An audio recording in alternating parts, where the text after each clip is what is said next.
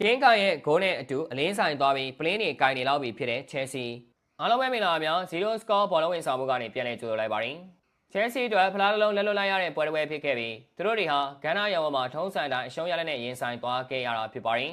ချဲစီတင်ဟာဂန်နာရောင်ဝမှာလည်းအနိုင်မရတော့သလိုစတန်ဖို့ဘစ်ရောင်ဝမှာလည်းချဲစီတို့အနိုင်မရတာကြာပါပြီနောက်ဆုံး10ပွဲမှာလည်းတပွဲမှာအနိုင်မရခဲ့သလိုပြီးခဲ့ညကစားခဲ့တဲ့ကာရာဘောင်းဖလားဆီမီဖိုင်နယ်ဒုတိယကြော့ပွဲစဉ်မှာလည်းဂန်နာတွေကချဲစီကိုထပ်ပြီးဖျက်ဆီးပြလိုက်ပြီးဒဂိုကိုမရှိဆိုတဲ့ရလက်နဲ့အတူအနိုင်ရသွားခဲ့ကြပါတယ်။ပပိုင်ဆိုင်ရတော့တဲ့သူမလိုမျိုးချဲစီရဲ့ရင်ဝင်ထဲကနေထွက်ခွာသွားခဲ့တဲ့ကင်းကန်ရဲ့ဂိုးနဲ့အတူချဲစီတင်ဟာရှုံးပေးသွားခဲ့တာပါ။ချဲစီတင်ဟာပထမကြော့ဆန်ဘိုဘရစ်မှာလည်းအရှုံးပေးထားခဲ့ရသလိုအမရိကွင်းကြီးထဲမှာလည်းထပ်ပြီးဒူးထောက်သွားခဲ့ရပါ။ချဲစီနီပြရိုစင်ညာက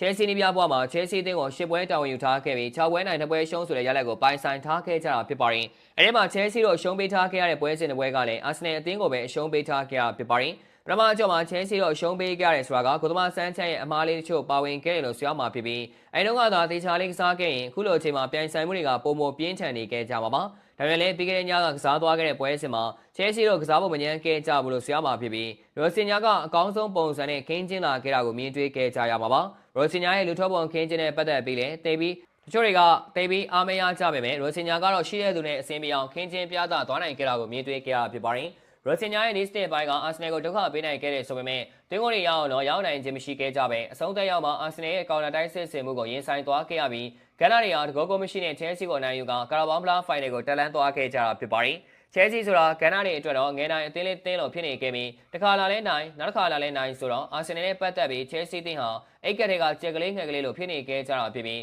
ဘဲချင်းကောက်ရိုက်လို့ရတဲ့ကြက်လေးငှက်လေးလိုဖြစ်နေခဲ့ကြတာဖြစ်ပါတယ်တုံညာမဆာရလက်ကောင်းများစွာအထိရရှိပိုင်ဆိုင်နိုင်စေဖို့0 score football စာပေမှာကစားကြပါစို့